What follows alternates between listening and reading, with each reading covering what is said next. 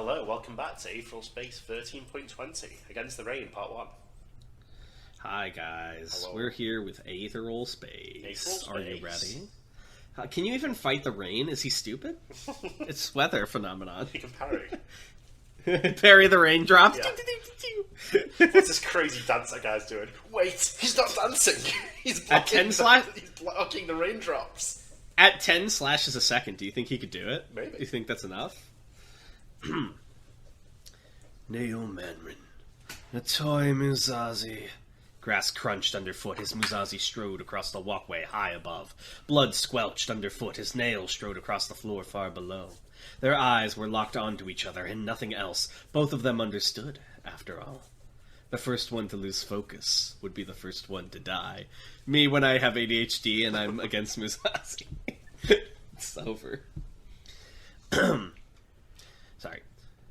I'm surprised you came all the way out here tonight. The weather's awful, Manrin said, looking up at Muzazi, his voice so quiet that one had to strain to hear. And if you wanted to fight me, you could have just waited. This is a tournament, after all. And I had no plans to go after you early. The crown gurgled weakly, and Manrin glanced over to him. Even with his eyes pointed away, though, Muzazi could tell that his opponent's attention had not lapsed. It was a deception. Or maybe you heard these guys were in trouble, and you came to save them?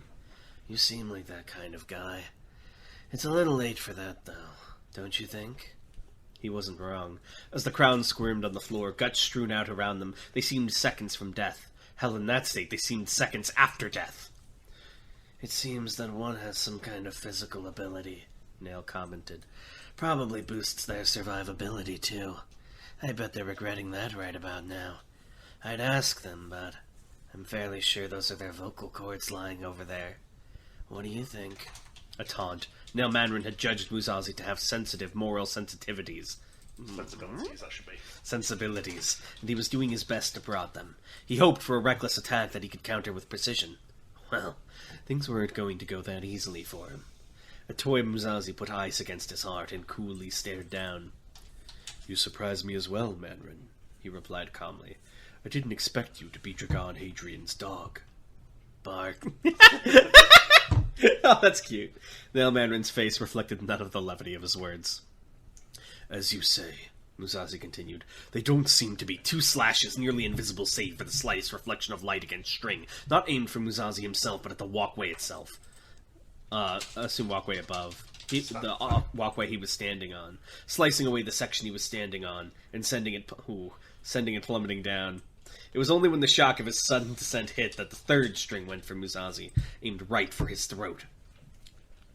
Aetheral Space 13.20, Against the Rain, Part 1. I wish I could do a better announcer voice for these, like the fucking movie trailer guy. No time to waste, no time to think. Against such speed, only instinct and experience held dominion. White Aether cracked. Thrusters roared into life along the underside of the falling walkway, positioned to flip the platform immediately. The metal string that had been coming from Muzazi's throat was repelled, and he himself was sent flying backwards. His feet landed flat against the wall, and in that same instant, he kicked off from it, thrusters blasting him down to the ground. To stay still would be to court death. Even as Muzazi moved, the 3 strings of Shamichoro, united in purpose, were shredding the space behind him. They were long, sharp, and unpredictable, barely visible save for the silvery reflection of light they gave off.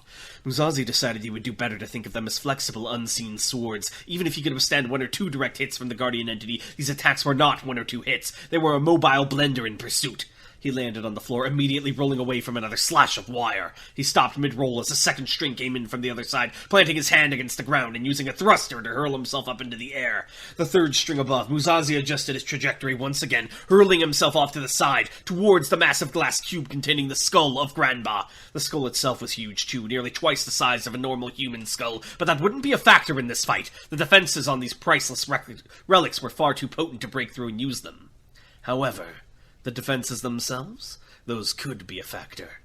Muzazi landed atop the glass cube, and immediately the shielding activated. Angry orange sparks flew in every direction as the shield repelled Muzazi, sending him flying up into the air. The speed of his rejection was one that would take his thruster several seconds to build up to, enabling him to zoom past the 3rd string before it could move to intercept it. In short, a jump pad. He flipped through the air, his feet now planted against the ceiling, and narrowed his eyes as the three strings came for him once more, each from a unique angle. Their pursuit was unbreakable, and Musashi was willing to bet they themselves were just as durable. Radiant Horizon! The armor of light appeared around Musashi's body just for a second, just long enough to repel the attacks, just bright enough to serve as a distraction. Crash! The walkway that Mandarin had cut away was still falling, and Musashi had adjusted its route with his thrusters. It slammed down against the side of one of the other exhibits, and the shield ricocheted the platform directly towards Mandarin himself. Your strings are too close to me to return to you in time, Musashi thought, already falling. You have only one option to avoid it hitting you. Now Mandarin was no fool. He immediately came to the same conclusion. The shamisen and its strings dissipated into crimson aether. Mandarin raised his now empty hands and seized the platform right before it could hit him, the metal buckling under the strength in his fingers. Sparks danced across Mandarin's hands, and as they did, his skin faded to a porcelain white, punctuated by the vivid red veins of his cardiovascular system. A ghastly aether tick. Ooh, that's pretty. Musashi landed directly behind Mandarin, and immediately swung his radiance towards his opponent's back. Wait, how come that didn't show up when he did his little flash pillar of aether? Who? Mandarin. Would have been his flash pillar. Didn't he do like a giant pillar of aether to like flex on everybody? No. I'm insane. He did something. A ghastly aether tick. Musashi landed directly behind Mandarin and immediately swung his radiance at his opponent's back. Before the blades could burn through him, however, Mandarin swung the massive platform around, using it as a rudimentary shield. The blades of light burned through the metal, but did not reach nail Mandarin himself. Mandarin pushed the platform towards Musashi with his foot, trapping the swordsman between it and the wall. Before he could be crushed, Musashi dodged to the side, but the moment had already passed. Nail Mandarin had vanished. Catching his breath, Musashi raised up his twin blades of light. Mandarin was definitely still here, still in the room. The chamber had 5 stories, with countless exhibits to hide behind. There was no shortage of places for an assassin to hide. This was the King of Killers, after all. Musashi looked around warily as he advanced through the exhibit, glass cubes on either side of him containing wonders and terrors. If Nail Mandarin launched a surprise attack now, he was confident he could react in time. But he understood that wasn't what Mandarin was after. Mandarin was hoping he'd take the obvious solution to this problem.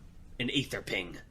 From what Musashi had been told of Nail Mandarin, he'd learned aether in an unconventional way. The people of Hex K had achieved a complex method of aether usage without even knowing the fundamentals existed. Nail Mandarin had acquired the basics by reverse engineering his own ability. The chances were good that he wasn't capable of aether cloaking. But if Musashi took advantage of that and tried an aether ping, he'd be left defenseless for a single moment. Those strings were fast enough to take advantage of that. No, aether pinging wasn't an option. He'd have to locate his enemy another way. The emerald eyes were filling the chamber now, flooding in through the broken skylight like flies to a pungent corpse. They wouldn't be any help. The camera automatics were programmed not to interfere with the fights. They wouldn't do anything that would reveal Mandarin's location. Unless... Musashi kicked himself forward into a sprint beyond sprinting, weaved through the countless exhibits, and circled around the glass cube containing the feathered cloak of Renee the Raven. He struck at what he found there before his eyes could even register it. They didn't need to. He knew what it was. His prey. Nail Mandarin raised a Shamichoro, blocking Musashi's strike with the base of the instrument, and for a moment the two of them remained there, each pushing against the other's strength. In this position, the strings of Shamichoro were pinned against the body of the instrument. They couldn't whip out to slash at Musashi like this. Nail Mandarin understood that too. It was written all over his face. He was on the back foot now. Ow! The King of Killers spat. These emerald eyes, Musashi grunted, struggling against him. I knew they wouldn't show me your location. In such a situation, I'd obviously follow their line of sight to find you, so I just attacked the one spot where none of them were looking. Clever, Mandarin sneered, but it's a wasted effort! He adjusted his positioning slightly. One of the strings slithered free, lashing out! Not at Musashi, but behind Mandarin, wrapping around an information kiosk. Mandarin kicked Musashi with both legs, forcing him backwards, and in that moment, that same moment, the string pulled him backwards, out of Musashi's range. Let's change the venue, Mandarin muttered, glaring back at Musashi as he flew through the air. Then he turned and ran. Fuck! Where is my break? Where are my 3 dashes? Oh, it hurts. Musashi pursued, thrusters boosting his speed, but Mandarin knew what he was doing. As he fled the exhibit and charged down the hallway, his strings continued to assist, pulling down obstacles to impede Musashi's path. Musashi slashed with his radiance, slicing the debris apart before it could strike him, but still, the effort slowed him down. Clearly Mandarin had a destination in mind, but Musashi wasn't just going to let that happen. As the two reached the doorway at the hallway's end, a toy Musashi planted his hand against the cold floor. "Radiant ablaze!" he roared. Countless shining blades of light burst forth from the floor like stakes, forming a barrier between Mandarin and the door. The King of Killers skid to a halt, muttering a curse under his breath, and turned to meet his opponent once more. "Radiant lustrous!" Now, as Musashi ran forward to resume their clash, a shining spear appeared in one hand. A shorter blade roared out of his other hand, giving him a defense at close range as well. His arsenal secured, Musashi attacked. Blade met wire, and wire met blade. Musashi swung and stabbed with ludicrous speed. Mandarin parried and blocked with absurd precision. Sparks rained down as the two faced each other. While Musashi was a dervish of motion, Mandarin was deadly still, his guardian entity fighting for him, but both their faces were covered in sweat. Their first mistake might have been their last, after all. Musashi only realized his mistake when he felt the pain around his ankle. Assume ankle. The speed of the string's counterattack had increased gradually, so he hadn't noticed that the number of strings had changed. The 3 wires whipping at him had just a moment ago become 2. The third had grabbed his leg. Immediately, Musashi focused all his aether into the spot the wire was grabbing, an act of pinpoint infusion that saved his leg, but that didn't mean he was off the hook. With monstrous strength and crackling crimson aether, Nail swung a Shamichoro, and in the process swung it toward Musashi too, directly at the barrier of blades he'd created. Okay, you have to take over. Fuck you. It hurts. My head hurts. He had no choice but to disable the ability, or else be cut apart by his own radiance. The second he did, the string slipped off of Musashi's leg, hurling his body into the dark chamber beyond. A moment later, Nail Mandarin charging after him. The room was pitch black, but even so, Musashi was able to slow his ascent, jets of flame bursting out from his underarms and depositing him on the floor. Immediately, he ignited new radiance from his palms, his head swinging left and right to locate his enemy. White aether surged into Musashi's eyes, but no luck. It seemed the King of Killers was hiding again. "Is this all you're capable of, Nail Mandarin?" Musashi called out, running away, striking at the back. "Actually, I wanted to talk to you about that." Nail Mandarin stepped out of the darkness, hands in the pockets of his fur coat. His white hair hung limp over his tired face, heavy bags under his eyes making them barely visible in the darkness. His entire being radiated a sense of exhaustion. "So that's so?" Musashi asked, adjusting his footing. "It is," Mandarin replied, taking a step forward, and Musashi cut his head off. He knew before the body fizzled away that it had been a useless gesture. The lips of Nail Mandarin hadn't been moving just then, after all. It was a fake, a hologram. This was clearly the museum's holosuite, used for special shows. No doubt Mandarin had one of his peons somewhere else operating it for him. "I heard a lot about you, from Dragon Hadrian." Another Nail Mandarin stepped out from Musashi's shadow, and another Nail Mandarin was cut down. He couldn't afford not to. That was what Mandarin was waiting for, surely. Sooner or later, one of these fakes would turn out to be the real deal. "That's a surprise," Musashi said. "You never struck me as a type to reminisce." "I don't get it." A string rushed out of the darkness towards Musashi, whistling through the air. Moving with the quickness of adrenaline, he rolled out the way, and when he turned around, it had already vanished. Had that even been a real attack or not? It was difficult to say. Was Mandarin trying for the same things before, provoking Musashi into using an aether ping? You know what I'm imagining right now? Yeah. Have you ever played Far Cry 3? I know the bit you mean. Like when where you're like killing Voss and you're like walking through the corridor of Voss's. It's so good. Why would you shoot a mirror detective? Slowly he turned on the spot, tuning his senses to their limits. If that attack had been real, he had to be prepared for the next. "What don't you get?" Musashi asked quietly, under his breath. "I know what you've gone through." So Mandarin could hear him. Did that mean he was already in close range then? Or was he just infusing his ears to boost his hearing? Did he have the technical knowledge to do that? Impossible to say for sure yet. He had to keep calm and observe. The betrayals. The scenery around him changed, and for a moment he was standing atop the tower on Careless Breck, watching as Dragon Hadrian shot him in the back. As he watched his past self collapse to the ground, he narrowed his eyes further, hot anger still recalled by the memory. He bit it back. That was what the opponent wanted. The next second, the heart building disappeared as quickly as it had appeared. Another string rushed through. Musashi struck at it with his radiance, deflecting the blow, and it pulled back into the abyss. He let out a relieved breath. That had been physical. That had been real. Nail Mandarin wasn't done. The losses. The scenery flickered into a new form once again. The casino back on Talden, where Dragon Hadrian and Del Ced had defeated him. The time that anger had driven him into incompetence. He wished nothing more than to look away from his shame, but he knew that he must not. The place he looked away from would become the source of the attack. "Is there a point to this?" he called out, the anger that did not show in his posture becoming a growl. The casino vanished into the dark. "I wanted to understand, because I get it. We're birds of a feather. No matter where we go, what we do, it all ends with failure. It's what we're for. Cautionary tales. I just don't want to understand why you're still trying. It doesn't make any sense to me." As Mandarin spoke, more and more copies of him appeared, wandering the abyss. Each of them seemed to have a different destination. Out of sight, a crowd of ghosts passing Musashi by. He slashed at the few that came too close, but for the most part kept himself stationary, kept himself steady. "Let me tell you something," Musashi replied firmly. "If you're hoping to drive me to fury or despair, you're going to be disappointed. What has happened to you is not what has happened to me. I keep going because there is meaning in it, and my legacy is not failure." Can I popcorn? Yeah. "Really?" Nail Mandarin asked, his voice almost bored. "Then why don't you tell her that?" Black became white. The darkness was flooded with blinding light, forcing Musashi to squint for a second. And when his vision adjusted, he saw a figure standing before him. The eyes that had narrowed opened wide in outrage. "Bastard! I'll kill you!" Marie Hazard stared back at him. It was obvious at a glance that this was nothing but another hologram, derived from archive footage, a hologram, a mockery. Processing artifacts hung in the air around her. Her smile was frozen on her face. Her eyes were made of glass. He did not embrace her because that was not her. He did not speak to her because that was not her. He did not look at her because that was not her. All Toy Musashi did was turn around and seize the wire out of the air.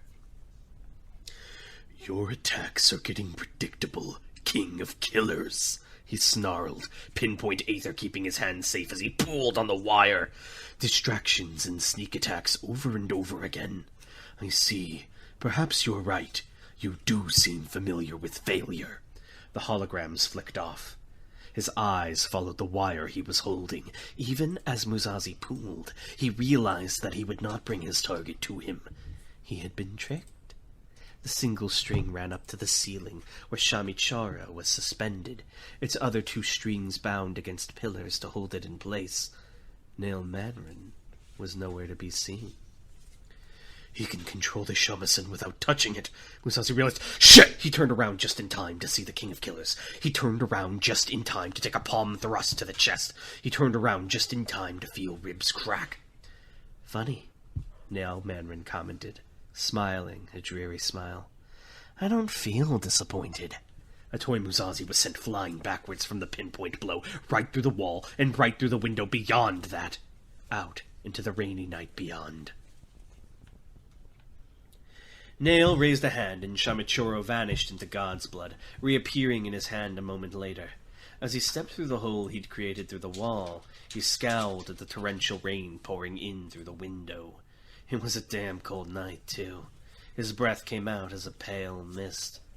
He wasn't arrogant enough to think that the strike had finished off his opponent. The full moon was apparently a pretty big deal, after all.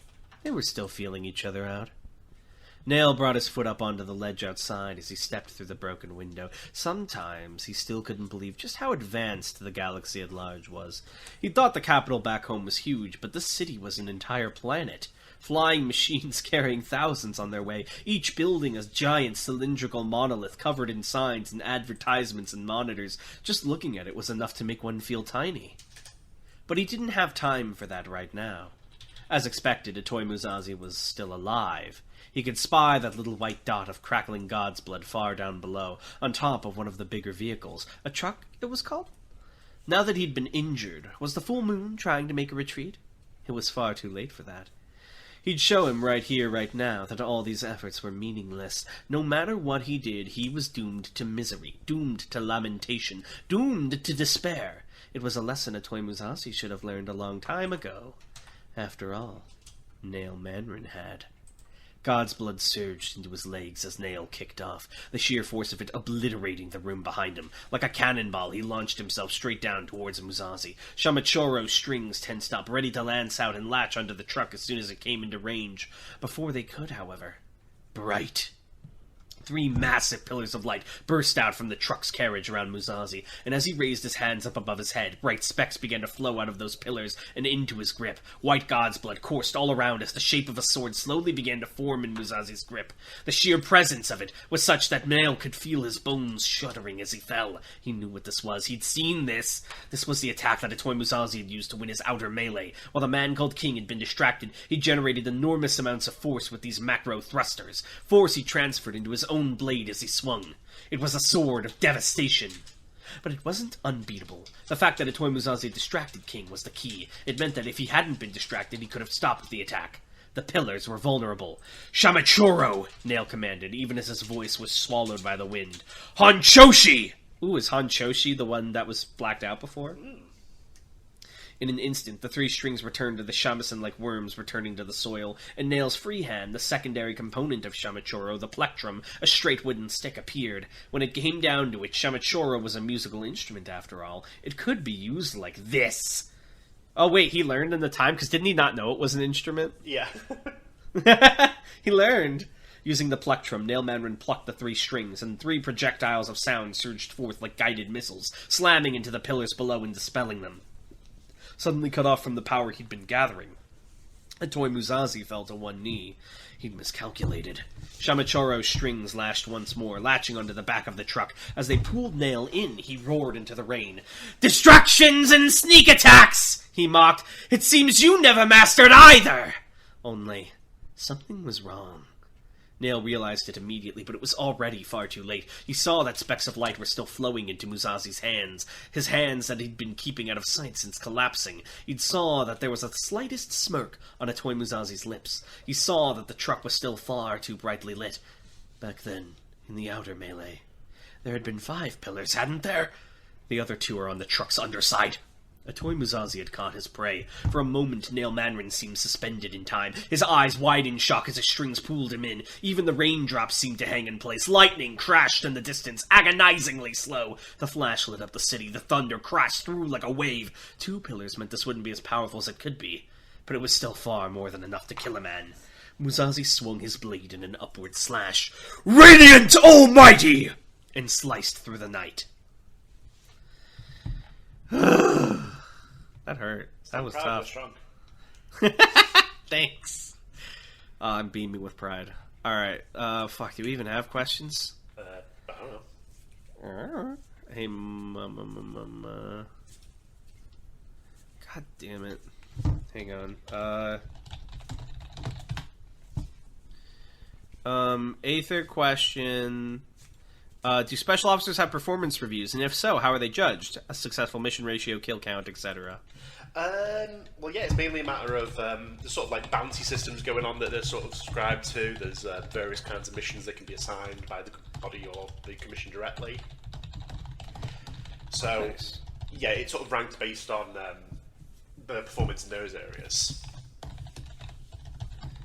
But the commission does sort of play down that a little bit because they like to emphasise the freedom of being a special officer. So they don't want it to be like, you have to do this. So, wait, could you repeat it one more time? I'm so sorry. I was helping with someone with a tech thing.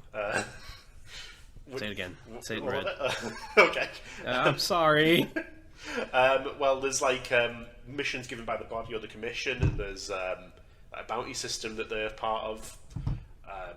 Like they can hunt down criminals and whatnot, so that stuff goes into sort of reviews, but they don't like to advertise these reviews too much because they want it to be like the freedom of being a special officer, not like you are my employee. Can you get like demoted from special officer, like put on probation? Yeah, if you're like a traitor. That's pretty much it. If you're a traitor, yeah. Or you're like never do anything. Incompetent. Yeah. Like Samael was special officer, so you have to be really bad. Motherfucker was on probation. They were like, "Alright, Samael." He got it done embarrassingly, but I remember he had to like steal the transmission for Musashi's mission to get his like cut. He poached the mission, yeah. He's a fucking, what's that guy from Hunter x Hunter, the like test hunter guy? That was him. Alright, Yeah. Thank you guys for watching, and we'll see you next time. Bye.